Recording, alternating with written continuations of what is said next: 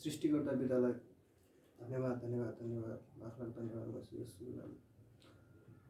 आज चाहिँ म यो मसरुम रिलेटेड कन्टेक्स्ट म कुरा गर्न गइरहेको छु र बाइबललाई रिफरेन्स राखेर त्यसको बारेमा कुरा गर्दैछु। र यसमा चाहिँ अब हामी कुरा गरौँ होइन। यो चाहिँ अब तपाईँको यो बाइबलको एक्सोडस अथवा प्रस्थानको च्याप्टर 16 मा हामीले चाहिँ it is actually a mushroom भनेर हामीले पत्ता बुझ्न सक्छौँ होइन। त्यहीको सन्दर्भमा मैले यहाँ केही वचनहरू राखेको छु। So from the chapter 16 exodus. पहिला त यो कुरा कहाँबाट आएको भन्दाखेरि मोसा चाहिँ जुन के गरे त भन्दाखेरि तिनले चाहिँ अब इजरायलीहरू के भयो त भन्दाखेरि मिश्र देशबाट निस्केर तिनीहरू के गरे त भन्दाखेरि द क्रिएटरको पिता परमेश्वरको आज्ञा अनुसार उनीहरू चाहिँ एउटा नयाँ जातिको खोज्नको लागि नयाँ जाति बन्नको लागि तिनीहरू निस्केर हिँडे र हिँडिसकेपछि त्यो क्रममा जाँदाखेरि उनीहरू एउटा उजाडी स्थान भन्ने ठाउँमा पुगे जहाँ उनीहरू 40 वर्षसम्म त्यहाँ बसेका छन्। र त्यो बेलामा त्यहाँ उनीहरूसँग खानेकुरा नभएको कारणले गर्दामा त्यहाँ के कस्तो कुराहरू भयो त्यो कुराहरू प्रस्थानमा च्याप्टर 16 बाट लेखिएको छ। र सुरुमा लेखेको छ 13 मा च्याप्टर 16 भर्स 13 मा त्यस रात बट्टाई चराहरू छाउनी वरिपरि आए। बट्टाई चराहरू आए। बिहान त्यहाँ सबै छाउनी वरिपरि शीत परेको थियो। के थियो त भन्दाखेरि सबै शीत परेको थियो। त्यसको कन्टेक्स्टमा कस्तो छ भन्दाखेरि जुन मसरुम ग्रो हुनभन्दा अगाडि चाहिँ त्यहाँ के हुनुपर्छ त भन्दाखेरि रेनड्रप पानी पर्नु पर्यो। अनि त्यसपछि त्यस्तै पानी पर्यो भनेपछि चाहिँ के हुन्छ त भन्दाखेरि मसरुम उम्रिन्छ। र कुनै कुनै कन्टेक्स्टमा अब यसमा जसरी शीत परेको थियो भनेर भनेको छ त्यो शीत परेर पनि के भयो त हुन सक्ने भयो। लेखेको छ in the evening while came up and covered the camp and in the morning due ले एराउन्ड द क्याम्प। त्यसपछि 14 वचनमा के छ त भन्दाखेरि जब शीत सुक्यो भुइँमा पातलो तुषारो पलाक जस्तो थियो भनेर भनेको छ होइन। र यसलाई इङ्ग्लिसमा के भनेको छ त भन्दाखेरि and when the dew had gone up. जब त्यो जुन शीत परेको थियो त्यो शीत के भयो त भन्दाखेरि अब बिहान त्यो उज्यालो हुँदै गयो अथवा बिहान हुँदै गयो भनेपछि शीत त उडेर जाने भयो। There was on face of the wilderness a fine small round thing. के त एउटा सानो राउन्ड थिङ तिनीहरूले के देखे त भन्दाखेरि त्यो जुन उजाडी स्थानमा तिनीहरू बसिरहेका थिए त्यो ठाउँभरि तिनीहरूले के देखे त रातारात उम्रिया देखे। सो अब के छ त भन्दाखेरि the creator gave mushrooms to people for their survival. So when was it. यो चाहिँ के हो त भन्दाखेरि एकदमै 2000 वर्ष लेखेको त बाइबलले भइगयो। अब इन द बिगिनिङ भने कहिले हो त्यो थाहा छैन। इन द बिगिनिङ भने जहिले पनि हुनसक्छ। अर्थ चाहिँ 4.5 बिलियन इयर्स ओल्ड छ। So 4.5 billion years ago let's say त्यतिखेर 4.5 बिलियन इयर्स अगोतिर के भएको त भन्दाखेरि जब सृष्टि गरियो पृथ्वी बन्यो र बनिसकेपछि त्यो क्रममा जुन क्रम अनुसार गइरहेको त्यो क्रममा के भयो त मसरुमको त्यहाँ के भयो त भन्दाखेरि एन्ट्री भयो। मसरुमको एन्ट्री भयो in the life of the human. त्यसपछि यस्तो जसरी जुन कुराले डिस्क्राइब गरेको के त भन्दाखेरि white round okay thing. So this is it from the picture. Although this is in the forest. त्यसपछि 15 मा लेखेको छ इजरायलीहरूले यी सबै देखेर एक अर्कामा सोधे यो के हो। किनभने त्योभन्दा अगाडि ह्युमन सिभिलाइजेसनले कहिले पनि त्यो कुरा देखेको थिएन। तिनीहरूले सोधे किनभने तिनीहरूलाई थाहा थिएन। तब मोसाले तिनीहरूलाई भने यो परमप्रभुले तिमीहरूलाई दिनुभएको भोजन हो। के रहेछ त भन्दाखेरि पिता परमेश्वरले त्यो उजाड स्थानमा होइन मलाई मान्ने मलाई विश्वास गर्ने मानिसहरूले के त खाना मागेका छन् भनेर के गर्नुभयो त भन्दाखेरि त्यतिखेर मसरुमको रूपमा त्यहाँ के भयो त भन्दाखेरि त्यसरी आयो। त्यसो when the people of Israel saw it, के हो र त देखे तिनीहरूले, they said to one another what is it. तिनीहरूलाई त थाहा छैन, किनभने त्योभन्दा पहिला कहिले पनि देखेको छैनन्। किनभने फर्स्ट टाइम मसरुम के भइरहेछ भन्दाखेरि ह्युमनलाई इन्ट्रोड्युस भइरहेछ ह्युमनसँग। For they did not know what it was and Moses मोसाले सेड टु देम, मोसाले के भन्यो त भन्दाखेरि it is the bread that the Lord has given you to it. यो चाहिँ के हो त भन्दाखेरि परमप्रभुले दिएको हामीलाई तिमीहरूलाई भोको नहोस् भनेर दिएको के हो त भन्दाखेरि यो भोजन हो अथवा रोटी हो भनेर मोसाले आफ्नो मान्छेहरूलाई भने। त्यसपछि 19 भर्समा जाँदाखेरि के छ त भन्दाखेरि मोसाले तिनीहरूलाई भने अर्को दिनको निम्ति खाद्य नजोग, अर्को दिनको निम्ति के भन्दाखेरि त्यो जुन तिमीहरूले आज मसरुम टिप्यौ होइन, अथवा जुन तिमीहरूले आज त्यो रोटी टिपेका छौ त्यो अर्को दिनको लागि चाहिँ नराख्नु भनेर मोसाले भनेका थिए। किन भनेपछि त क्रिएटर जसले त्यो मसरुम के दिएको गरेको छ त भन्दाखेरि त्यहाँ दिएको छ, त्यो क्रिएटरले मोसालाई भनेको थियो कि तैँले यसो गर्नु भनेर भनेको थियो। त्यही अनुसार मोसाले भन्यो, किनभने मोसालाई पनि फर्स्टचोटि इन्ट्रोड्युस भयो मसरुम मोसाको लागि पनि। सो त्यही अब क्रिएटरले मोसालाई भने अनुसार मोसाले के भन्यो त आफ्नो मान्छेहरूलाई भन्यो। तर केही मानिसहरूले मोसाको कुरा सुनेनन्। तर के भयो त भन्दाखेरि हरेक ठाउँमा त्यो हुन्छ, आफ्नो लिडरको कुराहरू नसुन्ने मान्छेहरू त्यहाँ हुन्छन् नै। त्यस्तै गरी त्यो बेलामा पनि मोसाले भनेको कुराहरू कुनै मानिसहरूले सुनेनन्। के सुनेनन् त भन्दाखेरि त्यो भोलि बिहानसम्म बचाएर नराख्नु, त्यो आजै खानु भनेर भनेको कुरा उनीहरूले मानेनन्। नमानिसकेपछि के भयो त भन्दाखेरि ती मानिसहरूले भोलिपल्टको निम्ति पनि खाद्य जोगाए, तर खानामा किरा पर्यो।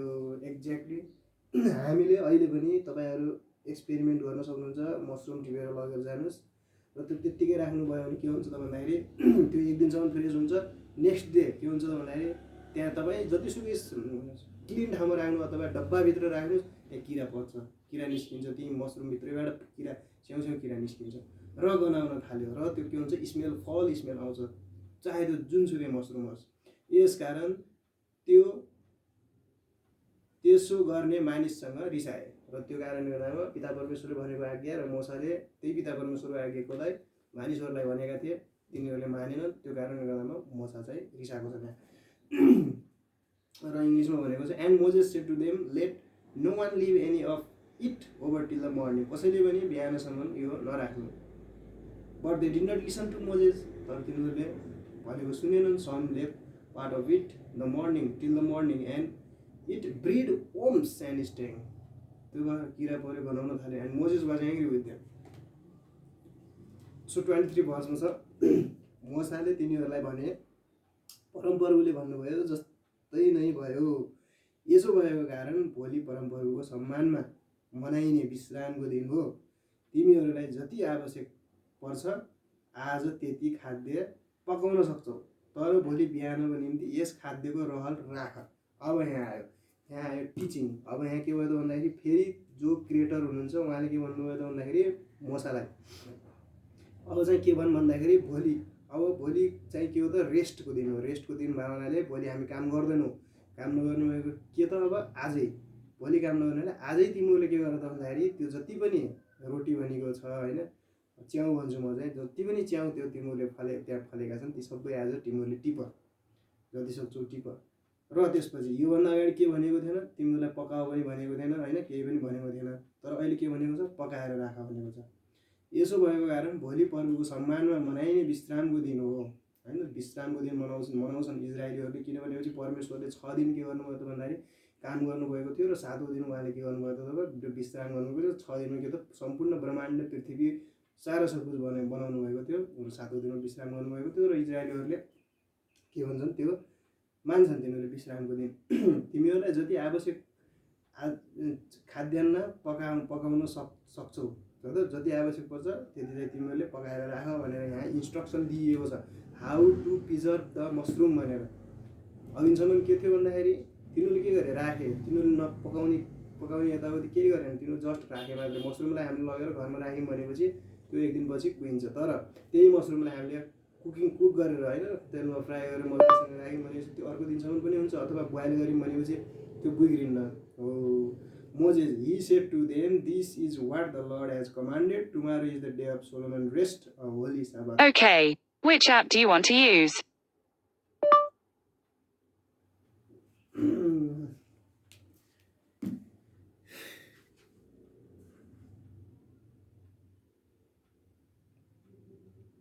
What just happened?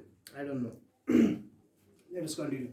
सवाद दिनु भोलि काम गर्नुहुन्न भनेर के भन्नुहुन्छ त्यहाँबाट सिकाइएको छ के सिकाइएको छ भने bake what you will bake तिमीलाई जुन पकाउन मन लागेको छ त्यो पकाऊ and boil what you will boil दुईटा मेथडले प्रिजर्भ गर्न सकिने रहेछ मसरुमलाई यहाँ सिकाइयो कि त्यो जो क्रिएटरले मसरुम दिएको थियो त्यो क्रिएटरले के सिकाउनु भयो त भन्दाखेरि यहाँ तिमीहरूले यो मसरुमलाई दुई प्रकारले प्रिजर्भ गर्न सक्छौ कि भने कुक गरेर कि भने बोइल गरेर यहाँ मजासँग सिकाइएको छ and all that is left over lay aside to keep to be kept in the मर्निङसम्म राख्नुको लागि भनेर भनेकै छ त्यसपछि आउँछौँ हामी 24औं वचनमा तब मोसाले भने चाहिँ मानिसहरूले अर्को दिनका निम्ति खाद्य बचाएर राखे तर त्यो खाद्य बिग्रेन कुनैमा किरा परेन किनभने त्यसलाई प्रिजर्भ कसरी प्रिजर्भ गर्ने भन्ने मेथड त सिकाइयो बोइल गर्ने अनि कुक गरेर राख्नु अब त्यस्तो गरेपछि त किरा पर्ने कुरा भएन सिकाइयो मेथड सिकाइयो त्यहाँ त्यसपछि इजरायलीहरूले त्यस विशेष भोजनलाई मन्न भन्न थाले